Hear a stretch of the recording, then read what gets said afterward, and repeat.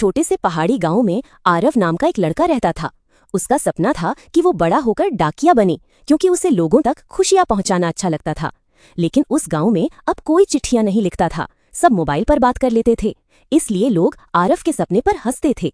हर रात आरव आसमान में एक चमकता हुआ तारा देखता और उससे बातें करता। वो तारे को अपनी सारी इच्छाएं बताता।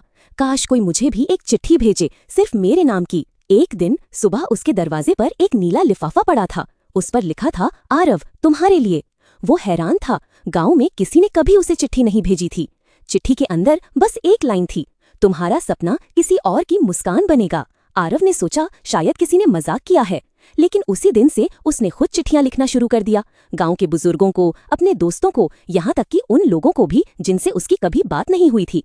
चिट्ठियों में वो बस अच्छे शब्द लिखता, आप मुस्कुराते अच्छे लगते हैं, आपकी मेहनत बहुत कीमती है, आप अकेले नहीं हैं। धीरे धीरे गांव बदलने लगा।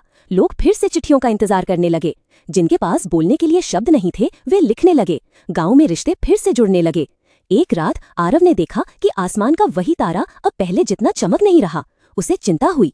उसने आसमान की ओर देखा और बोला, तुम ठीक हो ना? तुम ही तो मेरी चिट्ठियां लाते थे। अगली सुबह फिर एक लिफाफा आया। उसमें लिखा था, अब मेरी जरूरत नहीं, तुम खुद लोगों के आसमान का तारा बन चुके हो। आरव मुस्कुराया।